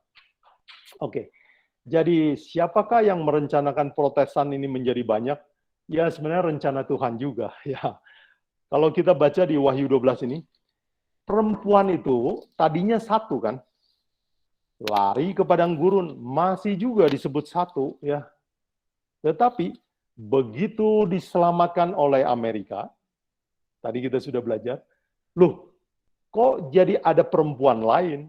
Jadi akhirnya bergeser ya marahnya naga itu kepada keturunan yang lain. Berarti perempuan ini jadi banyak. Kesimpulannya, Begitu diselamatkan di tanah Amerika, disitulah gereja berkembang banyak. Dan ya, kita tahu ini dinubuatkan oleh Tuhan, ya, dinubuatkan oleh Tuhan. Dan akibat kebebasan membaca Alkitab, ya muncullah berbagai interpretasi terhadap Alkitab. Jadi bukan rencana Martin Luther, tapi itu adalah konsekuensi dari orang belajar Alkitab. Terima kasih, Bu Guan. Mungkin yang lain Thank bisa you. bertanya lagi nanti. Saya Kalau ada yang kurang jelas ya. Ya, udah bagus, Ya, mantap, saya takut Bu Guan. terlalu panjang. Saya berusaha efisien. Terima kasih, Pak Togu. Lanjut. Terima kasih, Bu Guan. Saya baca dulu ya pertanyaan Pak Budi. Pak Budi dulu ya, Pak Joni. Ya, Saya baca mengenai akhir zaman, mengenai gereja akhir zaman yang tadi disampaikan. Maka untuk gereja saat ini ada banyak yang tidak alkitabiah dengan mengumbar kemewahan dan kemakmuran, dengan gedung yang mewah, musik yang keras, jemaat yang berpakaian menyolok, bahkan pendeta yang memperkaya diri, hidup mewah melalui uang jemaat di gereja. Lalu ke depan, bagaimana dengan nasib mereka di waktu akhir zaman, terutama dengan para pendeta yang hidup mewah, memperkaya diri dengan uang jemaat? Siapakah yang akan memperbaiki kondisi gereja yang tidak alkitabiah tersebut? Oh iya, makasih Pak Budi, pertanyaan yang bagus. Bagaimana dengan nasib pendeta yang akhir zaman ini ya, mewah ya. Memang kita lihat sekarang gereja berlomba untuk mewah ya. Kaca semua, lantainya mungkin dilapis dengan batu impor ya, dan seterusnya. Biaya operasionalnya mahal sekali ya. Para pengkhotbahnya datang dengan BMW, anggotanya datang dengan angkot mungkin, atau naik kijang. Bagaimana pertanyaan Pak Budi, bagaimana dengan nasib pendeta yang demikian? Saya tidak tahu Pak Budi. Yang nomor satu, saya serahkan sama Tuhan. Ya, ini adalah sebuah pencurian. Pencuri domba. Pencurian dari memeras domba. Ya. Dalam Yohanes 10, Yesus berkata, Aku datang untuk menyelamatkan, tetapi pencuri datang untuk membunuh. Jadi ini adalah pembunuhan terhadap anggota, membodohi anggota, oke? Dan biar kita serahkan sama Tuhan, ya. Sekarang pertanyaan yang kedua yang menarik menurut saya, siapa yang yang perlu memperbaiki kondisi ini? Nah, Pak Budi, saya ingin berikan mungkin dua jawaban, ya. Bagaimana anggota gereja bisa dibangunkan dari tidur? Jangan tertipu, jangan terpukau sama mujizat, jangan terpukau sama kemewahan, sama janji-janji bohong, janji apa ya, kekayaan di dunia ini ya. Jalan nomor satu, ajarkan Alkitab. Ya, ingat pelajaran kita, wanita berdiri di atas bulan, artinya gereja berdiri di atas fondasi Alkitab. Jadi kalau anggota belajar Alkitab terus ketahuan belangnya. Begitu kan Martin, apa yang terjadi dengan zaman reformasi Protestan? Martin Luther baca Alkitab, dia jadi bingung. Kenapa gereja seperti ini? Beda sekali sama Alkitab yang saya pelajari. Dengan demikian terjadilah reformasi. Jadi bagaimana supaya memperbaiki situasi ini? Nomor satu, baca Alkitab, ajarkan Alkitab. Ya, anggota selidiki Alkitab, dan itu akan membuka banyak kedok kebohongan. Oke? Kenapa kita bisa dibohongin? Karena kita tidak menyelidiki Alkitab sendiri, kita percaya aja yang diomongin gitu ya. Oke, yang jawaban yang kedua adalah kalau kita nggak bisa perbaiki itu, keluar dari dalamnya. Nanti di Wahyu 18 ada ajakan, keluar dari Babylon. Kalau gereja nggak bisa diperbaiki, keluar. Martin Luther, di dalam riwayat hidupnya dikatakan, seumur hidup saya tidak pernah berencana keluar dari Katolik. Tidak ada rencana. Tetapi karena dia lihat gereja tidak sesuai dengan Alkitab, dan gereja tidak mau diperbaiki, dia dianiaya, akhirnya dia keluar. Dan itulah jalan yang terbaik. Jadi yang kedua adalah keluar. Boleh begitu Pak Budi? Sorry kalau terlalu keras ya. Tapi jangan terus di tempat yang salah. Thank you. Pak Joni, silakan. Pak Joni. Ya. Saya ada satu pertanyaan. Pertanyaannya adalah salah satu alasan mengapa kita vegetarian karena di surga tidak ada, kita tidak mendapatkannya lagi. Daging misalnya, ayam goreng. Apakah di surga itu perlu kita makan? Apakah Yesus dan mereka juga perlu makanan untuk itu? Mohon penjelasan. Terima kasih Pak Joni. Wah, Pak Joni tertarik detail surga ya. Mari kita cita-citakan untuk masuk surga ya. Pak Joni, saya hanya dapat gambaran di dalam misalnya Wahyu 22, ya, bumi baru. Di situ ada makan, masih ada makan ya. Jadi ingat bahwa surga itu adalah Eden yang dipulihkan. Kalau manusia di Taman Eden disuruh makan, di surga juga ada makan. Ya. Yaitu di Wahyu 22 ayat 2, ya, ada makan. Ya. Kemudian di dalam Yesaya 66 juga ada bercocok tanam.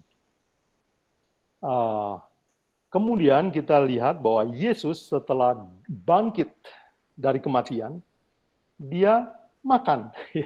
Dia bisa makan juga maksud saya. Ya, walaupun dia dengan tubuh yang baru, dia bisa tembus ruangan, tetapi dia juga bisa makan.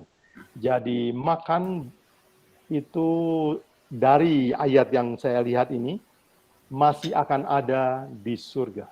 Jadi sebelum dosa ada makan, sesudah dosa ada makan. Begitu Pak Joni. Apakah begitu yang dimaksud?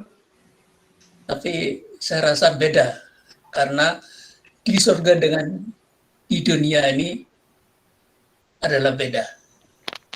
Betul. Ya, setuju, beda. Boleh saya tambahkan, Pak? Boleh. Pak Daud. Kayak gini, kalau yang soal Wahyu 22 nih, saya juga dulu pernah bertanya seperti itu ya. Saya baca ya. Di tengah-tengah jalan kota itu, yang di seberang menyeberang sungai itu, ada pohon-pohon kehidupan yang berbuah 12 kali.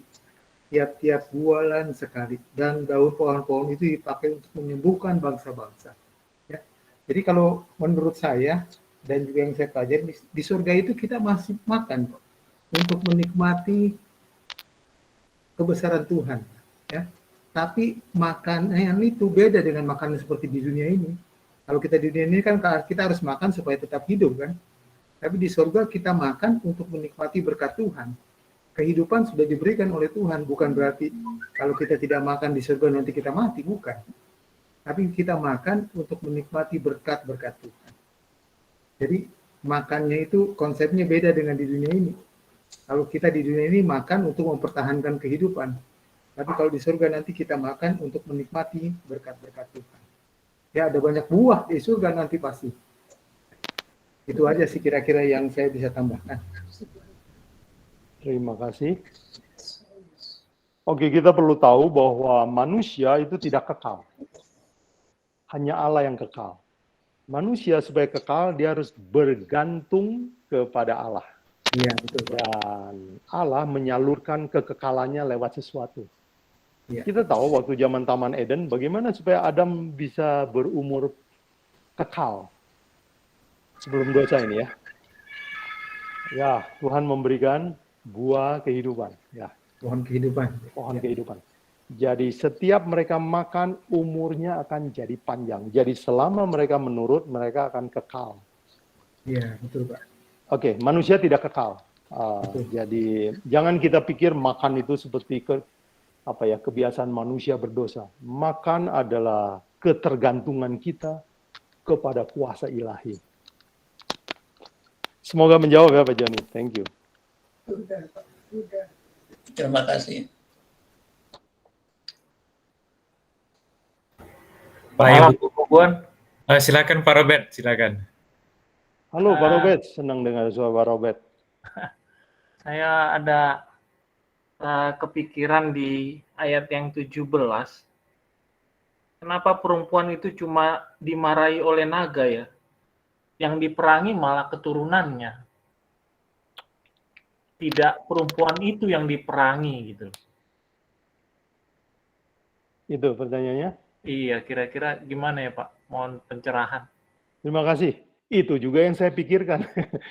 Kenapa setan bukan marah sama perempuan dan memerangi dia? Yang tadinya kan diperangi, sekarang berganti kepada keturunannya. Jadi dari ayat-ayat berikutnya, di pasal 13, pasal 14, pasal 17, kita dapat indikasi, oh perempuan ini sejak hidupnya tidak ada aniaya, hidupnya makmur, diberkati Tuhan, banyak waktu luang, berubah sifatnya. Jadi setan nggak usah marah lagi, sudah. Ya, walaupun ke gereja, tapi sifatnya duniawi, hidupnya tidak diatur oleh Alkitab, setan, ya mungkin dalam bahasa kita sekarang, sudahlah, nggak usah diurus itulah. Sudah dapat itu. Jadi mari kita perang yang masih setia. Siapa yang masih setia? Gereja yang muncul dari gereja-gereja yang murtad ini akan muncul sebuah gereja yang setia. Setianya bagaimana? Mereka kembali menuruti 10 hukum. Bulat. Mereka percaya kepada seluruh tulisan Alkitab. Bulat. Itu yang setan marah sekali. Jadi, begini Pak Robert, saya pernah dengar satu statement yang saya kira bagus. Setan nggak takut kalau kita ke gereja. Setan takut kalau kita belajar Alkitab. Setan takut kalau kita dekat dengan Yesus Kristus. Oh, dia paling takut itu. Jadi, saudara sekalian, hati-hati ya, ke gereja dengan KTP Kristen tidak ada garansi apa-apa ya. Terima kasih tadi Pak Hardi sudah tanyakan itu ya. Ya, kira-kira begitu Pak Robert. Jadi, pertanyaan Pak Robert adalah pertanyaan kunci Wahyu 12. Berarti kalau di yang Wahyu 17 itu ya, yang wanita berselubungkan apa itu? Ya, pakaiannya, perhiasannya, benda-benda duniawi. Berarti artinya kurang lebih itu wanita yang sama ya, kalau boleh digambarkan ya? Atau gimana ya? Di Wahyu 17 itu ada ibu dan anak-anak ibu. Ya, oke. Wahyu 17 ada ibu naik binatang, dia adalah ibu dari putri-putri. Oke, jadi ada gereja induk dan ada gereja-gereja anak yang lahir dari gereja induk. Dan semuanya serupa, mulai bersifat pelacur. Dan dananya mulai duniawi. Kira-kira begitu Pak Robert. Dan itu nubuatan Alkitab ya. Ramalan Alkitab bahwa gereja akan seperti itu. Oke, terima kasih Pak Boguan. Amin. Dan saya harap dengan belajar ini kita jangan menuduh orang lain ya. Ini peringatan buat kita juga ya. Hati-hati ya, hati-hati. Kita dulu mungkin pernah setia, awas, setan sedang mengejar kita. Sampai suatu hari kita kena oleh dia. Ya. Ada pertanyaan dari Pak Melvin Silalahi. Silakan. Izin bertanya. Tadi ada disampaikan bahwa setan akan menyerang umat yang sisa yang menuruti hukum dan kesaksian Yesus. Dan hukum yang dirubah adalah hukum keempat, yaitu hari Sabat. Apakah hari Sabat sekarang ini masih bisa dipastikan masih sesuai dengan hari ke-7 yang ada di tahun Masehi? Karena tahun Masehi sejarahnya sudah berubah atau berubah-ubah. Dan apakah bangsa Israel dulu memelihara Sabat sesuai dengan tahun Masehi? Jadi, apakah salah bila bersabat berdasarkan pikiran kita? Atau tidak bekerja juga gitu? Ya, terima kasih Pak Melvin. Saya pernah dengar ada orang bilang kalau saya libur Senin, sabatnya Senin. Saya libur Minggu, sabatnya Minggu. Libur Jumat, sabatnya Jumat. Boleh nggak begitu ya Pak Melvin? Ya, jawabannya tidak. Hukum keempat mengatakan dengan jelas, ingat dan kuduskanlah hari Sabat. 6 hari lamanya kamu bekerja, tetapi hari ketujuh. Nah, kata hari ketujuh itu adalah Sabat yang Tuhan minta. Oke, jadi kalau Tuhan minta hari ketujuh, kita berikan hari yang lain, itu namanya kita melawan, kan? Kalau negara minta, tolong 17 Agustus libur. Lalu kita tawar, bagaimana kalau 19 lah? Bagaimana kira-kira sikap negara? Wah, kita mungkin dianggap tidak takluk, ya, tidak tunduk kepada negara. Oke, jadi yang dimaksud adalah hari ketujuh yang Tuhan minta dari kita. Nah sekarang, apakah hari Sabat yang sekarang itu sama dengan zaman-zaman yang lalu? Padahal kan perhitungan tahun sudah berubah, bulan berubah. Jawabannya Pak Melvin mudah sekali. Siklus 7 hari sepanjang zaman. Dari Taman Eden sampai sekarang nggak pernah berubah. Terus aja begitu.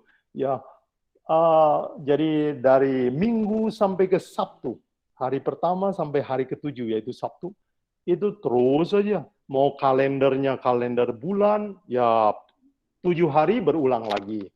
Mau pakai kalender matahari, ya 7 hari juga berulang.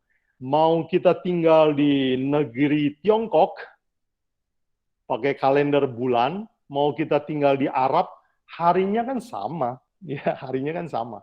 Jadi 7 hari adalah siklus yang tidak pernah berhenti sepanjang zaman. Itu pakai logika. Yang kedua dari sejarah. Kita tahu orang Yahudi sampai hari ini memelihara hari Sabat, yaitu hari Sabtu. Jadi dari mereka kita tahu bahwa hari Sabat tidak pernah terputus.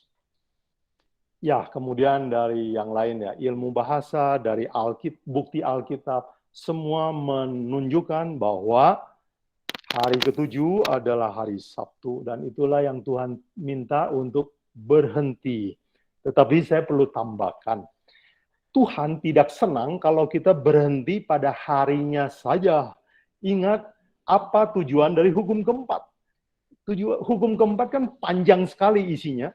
Kamu harus ingat hari ketujuh, jangan kerja. Kenapa? Ingat Tuhan menciptakan. Jadi mengingat pencipta, dekat sama Tuhan, itulah tujuan dari hari Sabat. Jadi Sabat adalah sarana untuk dekat sama Tuhan. Jadi bukan hari yang menjadi juru selamat, tetapi Yesus Kristus yang menyuruh kita berhenti pada hari Sabat. Itulah yang jadi juru selamat kita. Tambahan ya Pak Melvin. Thank you Pak Melvin. Jadi sepanjang zaman siklus 7 hari tidak pernah terputus. Terima kasih pertanyaannya. Mungkin disambung lagi, bagaimana ada tanggalan yang hari Minggu di hari ke-7? Apakah bisa diikuti? Dari Pak Melvin juga. Oh iya Pak Melvin, apakah hari ke-7 di Minggu ya, Minggu disebut hari ke-7 bisa diikuti? Tidak, itu melanggar kaedah bahasa, melanggar kaedah sejarah, melanggar kaedah Alkitab. Ya. Jadi memang tapi kalender-kalender yang umum biasanya hari Sabtu ditaruh di ke-7. Beberapa orang yang tidak tahu sejarah dan tidak tahu sejarah, dia coba taruh Minggu di hari ke-7. Tetapi mayoritas tahu bahwa Sabtu adalah hari yang ke-7. Terima kasih Pak Melvin. Boleh saya tambahkan, Pak Buguan? Boleh, Bu Edna. Ehad atau Ahad itu 1. Jadi hari ke-1 itu Ahad. Ahad itu Minggu. Jadi hari ke-7 adalah Sabtu. Terima kasih. Oke. Terima kasih. Sabtu adalah 7. Ya. Terima kasih. Bahasa Arab ya Bu Edna ya? Bahasa Arab dan Ibrani. Ehad bahasa Ibrani, Ahad bahasa Arab. Oh iya, hari Ahad ya. Dulu bahasa Indonesia lama hari Minggu disebut Ahad ya. Oke. Terima kasih Bu Edna.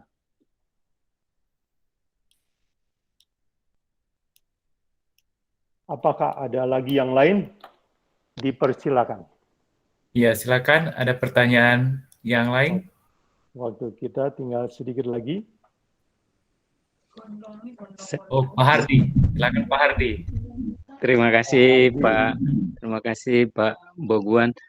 Nah, ini timbul pertanyaan dari saya setelah mendengar penjelasan dari Bapak. Bila suatu hari ada aliran baru Kristen, dia bukan Advent, tapi dia hari Sabatnya hari Sabtu, tapi bukan Advent. Bagaimana itu Pak? Terima kasih. Oh iya, terima kasih. Ya, banyak gereja yang sudah mulai menemukan bahwa hari dan berani menyatakan bahwa Sabat adalah Sabtu, bukan Minggu. Ya, saya bisa sebut misalnya gereja Yesus Sejati, ya, gereja The World Church of God, gereja Allah sedunia, itu juga memelihara hari Sabat. Di Amerika ada namanya The Seventh Day Baptist, gereja baptis hari ke-7. Jadi baptis itu ada hari Minggu, ada hari Sabtu. Dan saya kira di luar pengetahuan saya yakin akan ada juga yang lain, mungkin yang nggak besar, tetapi mereka membaca Alkitab dan mulai menemukan bahwa, oh ternyata hari Minggu itu bukan hari Sabat, ya, dan mereka mulai memelihara hari Sabat. Jadi bukan hanya orang Advent, banyak orang lain yang sudah mengetahui hal ini. Begitu Pak Hardi, apa itu yang ditanyakan? Iya Pak, terima kasih Pak Boguan. Ya. Terima kasih Pak Hardi. Boguan, bisa tanya sedikit? Oh ya, boleh Pak Togu. Ini kan perkembangan situasi pada saat inilah, artinya semua kegiatan kita sekarang menggunakan virtual ya, baik keagamaan atau aktivitas kita sepertinya sudah hampir 90% dilakukan dengan teknologi. Ini ada nggak dinubuatkan di kitab Wahyu ini tentang ibadah virtual? Apakah ini memang bisa ini menjadi suatu acuan ke depan nanti ini? Apakah suatu jemaat itu kan biasa kalau kita mendengar itu kan kumpulan ya, berkumpul kita itu untuk beribadah. Ini seperti ini nanti perkembangan ke depan kan pasti ini kita nggak tahu sampai kapan, apakah 5 tahun atau 10 tahun mungkin ini menjadi perilaku kita. Bagaimana kira-kira Boguan, apakah ada dinubuatkan nggak itu di kitab Wahyu kita itu? Terima kasih, itu aja Boguan. Terima kasih. Wah, pertanyaannya canggih, sophisticated, futuristik ya. Saya nggak tahu, kalau siapa tahu ada pendengar yang nggak tahu, saya belum tahu soal Zoom dan virtual meeting ini apakah dinubuatkan di Alkitab, tapi ya saya belum tahu soal itu. Ya, tetapi soal pandemi itu dinubuatkan. Ya, Yesus dalam Matius 24 ayat 7 ya. Tanda-tanda akhir zaman salah satunya adalah sampar. Ya, sampar artinya penyakit menular. Dan itu cocok kan dengan zaman sekarang ya. Jadi sampar-sampar ini adalah tanda-tanda akhir zaman. Ya, tetapi soal teknologi saya belum tahu. Oh, atau gini Boguan. Ya. Yang diharapkan sebenarnya kan gereja itu adalah tubuh kita sebenarnya kan. Betul. Kalau pemahaman kita, tubuh kita yang harus kita jaga kesuciannya gitu. Betul. Jadi selama ini kita kan di gedung gitu, atau kita sibuk sekarang membangun gedung sampai ini ada di Sumatera Utara, kita sebelum pandemi itu dibangun hampir 1 triliun itu. Ada satu gereja yang di Jalan Padang Bulan sana, tapi belum selesai. Ini akhirnya jadi seperti gedung rongsokan kan.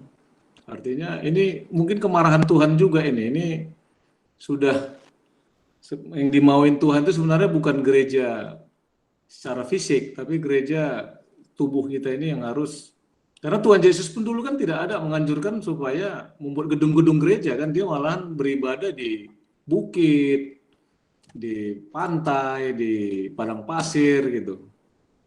Kira-kira gitu bukan? Terima kasih. Terima kasih. Pak Togu, saya sarankan Pak Togu harus berkhotbah di jalan-jalan di Sumatera Utara. Beritahukan ya. Perempuan dikejar sampai ke padang belantara ya. Jadi gua-gua bisa jadi gereja, rumah-rumah bisa di gereja, bisa jadi gereja, rumah kita jadi gereja. Itulah rencana Tuhan, bukan gedung yang mewah-mewah. Betul sekali ya. Dan apa akibat kalau gereja selalu membuang uang yang banyak untuk bangun gedung yang megah-megah. Pakai uang jemaat lagi, pakai uang Tuhan lah kita bilang. Kalau Bapak Ibu pergi ke Eropa, ini Bu Evelyn kan orang Eropa. Bu Evelyn tunggu ya, Bu Evelyn sudah angkat tangan, saya sudah lihat. Ini banyak teman-teman dari Eropa ya, bisa tanya sama mereka. Apa isinya sekarang gereja-gereja yang besar-besar itu? Ya, turis masuk situ kan. Banyak nggak orang berbakti di situ? Nggak banyak. Satu kali saya bertanya sama teman yang di Eropa, banyak nggak orang ke gereja sekarang, anak muda? Oh enggak, orang Indonesia paling rajin ke gereja lah. Kalau ada orang Indonesia, isinya kebanyakan orang Indonesia. Betul nggak Bu Evelyn ya? Orang Indonesia setia-setia. Orang sana sudah malas ke gereja. Jadi kenapa? Itu gereja yang dibesarkan adalah gedungnya, bukan isinya. Bukan orangnya maksud saya. Itulah apa Paulus katakan, jangan sesat, apa yang ditabur orang itu yang kamu tuai. Jadi kalau kita menabur gedung-gedung, kita akan mendapatkan tuaian gedung-gedung. Dan gedung-gedung yang maintenance-nya mahal-mahal inilah yang nanti akan jadi bumerang ya buat jemaat sendiri. Nah sekarang datang pandemi. Ya pandemi ini, kalau saya lihat antara sampar ini, wabah, sama tulah di Mesir, mirip. Pak Togu. Kalau Pak Togu pelajari Mesir, Tuhan bikin 10 tulah. Itu semua tulah yang Tuhan bikin adalah menyerang berhalanya orang Mesir. Contoh, orang Mesir percaya bahwa dewa kodok bisa memberkati. Mereka percaya sungai Nil sumber rezeki, sumber berkat. Dewa Nil mereka percaya. Jadi Tuhan bikin Nil jadi darah. Tuhan bikin kodok di seluruh Mesir. Apa artinya? Tuhan bilang gini, itulah yang kau bangga-banggakan. Coba minta tolong sama dia. Nah, begitu juga bagaimana dengan sekarang ini? Apakah gedung yang megah-megah itu menolong kita? Ternyata, begitu pandemi, anggota itu langsung melempem, suruh belajar, udah nggak mau. Ternyata dulu seneng ke gereja, baru ketahuan. Karena AC-nya baru, bangkunya empuk. Oke, anyway. Jadi maksud saya setuju Pak Togu. Kabarkan ya. Gereja isinya yang lebih penting ya, bukan gedungnya. Thank you. Pak Boguan. Bu Evelyn dulu boleh? Oh silakan.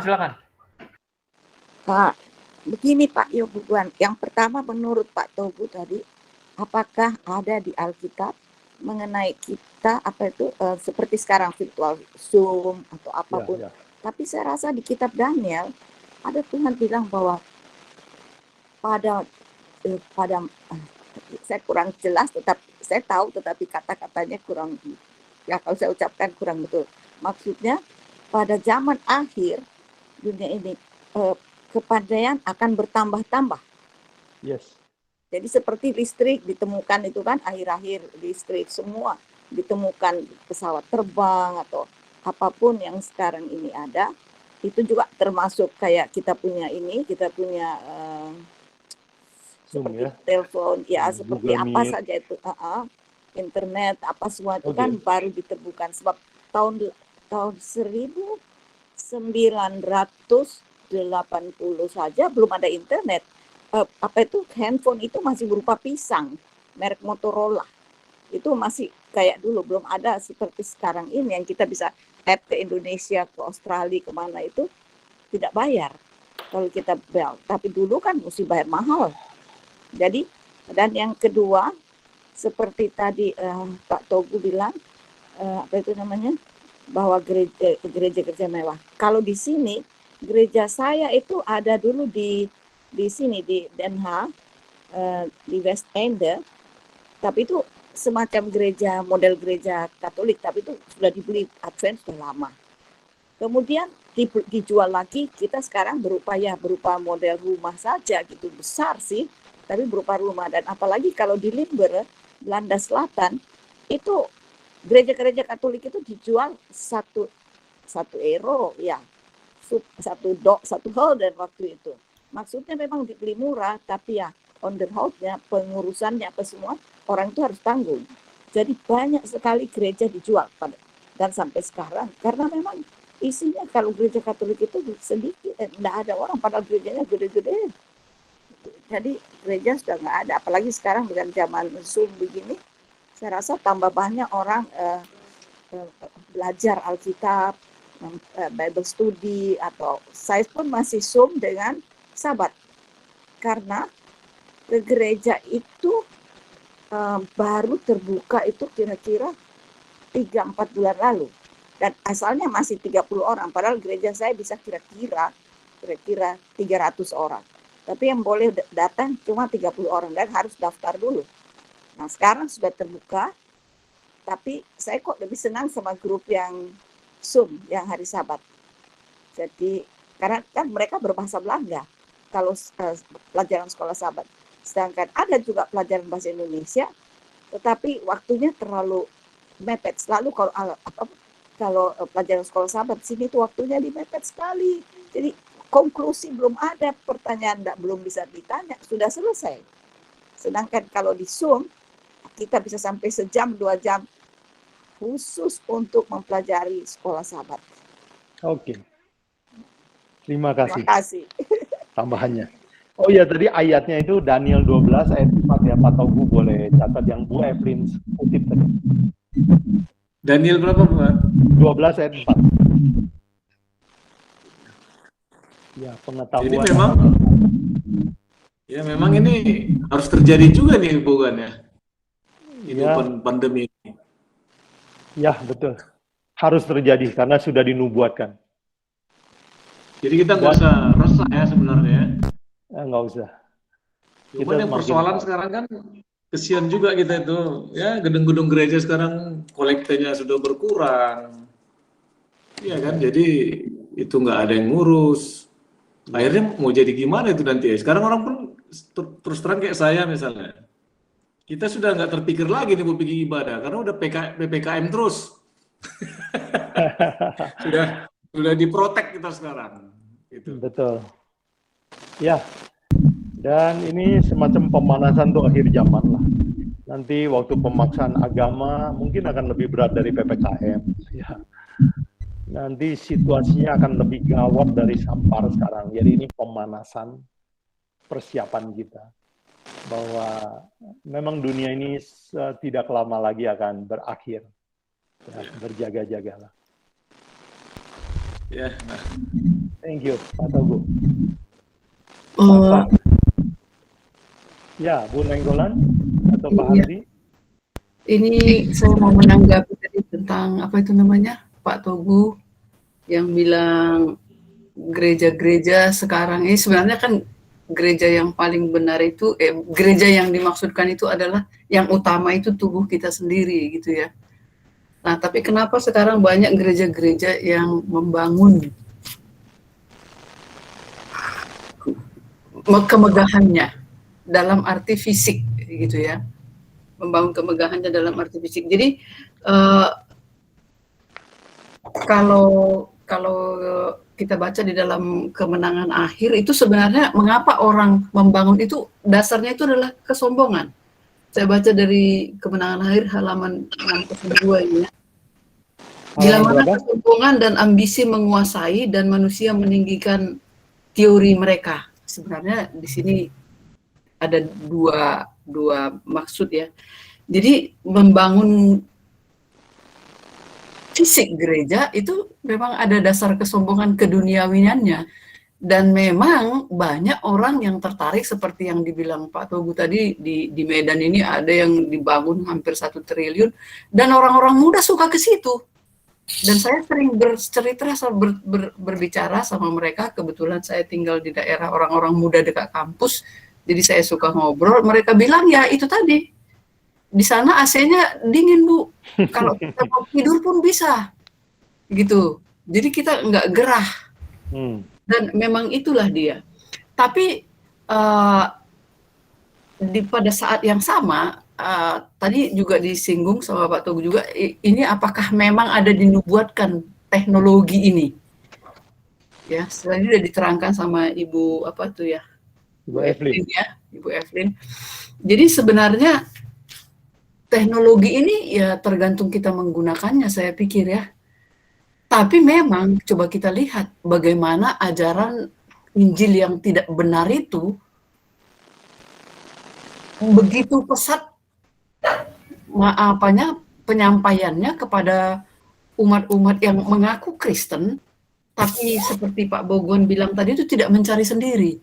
Dan di sini sebenarnya penyesatan itu juga kencang jalannya. Makanya Nyonya White bilang, kalau pada masa kegelapan memang itu menguntungkan bagi kepausan, tapi pada masa intelektual itu juga sama berbahayanya. Jadi, ajaran yang tidak Injil yang murni itu cepat juga nyampenya. Jadi kira-kira berapa hari yang lalu itu Paus katanya mau mengubah Injil. Kenapa? Karena katanya itu sudah Injil itu harus selalu menyesuaikan diri dengan zaman. Nah, dan waktu dia bicara itu semua yang duduk di situ bertepuk tangan dengan sangat meriah. Nanti mungkin bisa dibagi karena tidak banyak yang bagi-bagi, saya nggak suka, belum pernah share. Tapi itu ada. Jadi, nah itulah dia sisi bahayanya dari sains. Tapi kalau kita mau juga, ya ada banyak sekarang yang bisa kita akses untuk mempelajari, nah terutama bukti sejarah yang menguatkan ternyata sejarah yang sudah berjalan itu sebelumnya sudah ditulis di dalam nubuat gitu. Nubuat. Terima kasih. Halaman berapa tadi kemenangan akhir? 602 Pak. Tapi ini yang edisi bahasa Indonesia ya Pak. Oke, thank you. Saya punya. Baik Bu, bab berapa? Bab berapa? Bab 35. Tujuan maksud kepausan. Terima kasih. Ya, memang kalau kita belajar sejarah, kita temukan satu prinsip. Kerohanian gereja berbanding terbalik dengan kemewahannya. Terima kasih. Jangan lupa itu ya. Pak Hardi dari tadi mau bertanya. Silakan Pak Hardi. Menarik tadi Pak Boguan mengenai menginjili di jalan-jalan. Pertanyaannya, kalau di daerah saya Sulawesi Utara itu sudah dilakukan di pasar-pasar, kalau kita lihat di YouTube, mungkin juga di Papua. Tetapi kalau di daerah lain dan ini di Indonesia itu bisa jadi masalah, Pak. Makasih. Terima kasih Pak Hardi. Ya saya sedikit bergurau sama Pak Togu. Tetapi kalau di Medan mungkin cukup aman lah ya. Sama seperti di Sulut ya, di Sulawesi Utara, saya tahu itu. Lebih bahaya di Medan, Pak. Oh, di Medan bahaya? Bahaya, kalau begitu, Pak Togu, hati-hatilah. Kecuali Pak Togu sudah siap untuk pikul salib ya. Tapi memang berkhotbah di jalan juga kita bijaksana ya. Jadi yang saya maksud adalah kabarkanlah di segala tempat bahwa ini zaman sudah mau berakhir, bukan gedung lagi yang kita penting-pentingkan ini. Gereja harus bangun, baca Alkitab ya. Semua kesalahan-kesalahan itu baru bisa kita tahu kalau kita belajar Alkitab ya. Bangun dari tidur gereja. Terima kasih. Saya salah paham, saya kira di Sumatera Utara itu mayoritas Kristen ya. Terima kasih Pak Hardi, bagus. Mungkin Pak Robert tadi, Robert. Nah, Pak Robert, lalu Bu Evelyn. Siapa? Bu Evelyn, silakan. Ya, kalau saya pikir kalau di Alkitab waktu di Matius, kitab Matius, Tuhan Yesus menunjuk itu bait suci yang begitu bagusnya, begitu indahnya. Dia bilang, tapi nanti tidak ada batu di atas batu, habis, hancur. Dan itu mungkin tahun 70 waktu kerajaan Roma menyerang Yerusalem. Ya, itu bait sucinya juga dihabiskan. Padahal orang Israel itu kalau bikin bait suci besar-besaran, katanya Tuhan, kan orang kagum katanya murid-muridnya, tapi dia bilang apa sih dia bilang, Pak Yom Bubar lebih tahu di ayat mana, di Matius itu, bahwa nanti bait suci itu yang begitu indah tidak akan tersisa, batu di atas batu pun tidak ada lagi, habis, dihabiskan oleh kerajaan Roma. Terima kasih. Ya, Bu Evelyn, betul. Ya, itu Matius 24 ayat 1 ya, bagian 1. Thank you. Tadi siapa lagi? Robert. Oh, Pak Robert. Ya, Pak Robert. Menurut pemahaman saya, kalau nggak salah, Yesus pun paling banyak mengabarkan Injil di luar deh, dibandingkan di dalam Ka'bah, di dalam bangunan. Kalau tidak salah sih, dia lebih banyak menggunakan waktunya di luar bangunan, dalam mengabarkan Injil dibandingkan di dalam. Mungkin itu menjadi motivasi kita juga, ya jangan berinikan dengan gereja untuk zaman sekarang, mungkin. Tapi nggak tahu, mungkin ada pemahaman lain dari Pak Boguan, silakan. Terima kasih. Ya, terima kasih Pak Robert. Ya, pengamatan Pak Robert betul. Yesus lebih banyak bicara di pasar, bicara di jalan, di pinggir jalan maksud saya. Bicara di rumah orang, ya, di pesta-pesta, waktu dia diundang ketemu sama seseorang, di rumah duka dia bikin mujizat. Jadi pelajaran itu diberikan di mana saja, di atas gunung, khotbah di atas bukit yang terkenal itu kan di atas gunung ya, mungkin orang duduknya pakai tikar itu ya. So Yesus banyak di luar, dan itu memberikan sebuah indikasi kepada kita, bukan bahwa gedung itu hanya sebuah sarana, ya. Memang zaman Yesus pun ada sinagog. Oh ya, kita jangan bingung, ada sinagog, ada bait suci. Itu beda.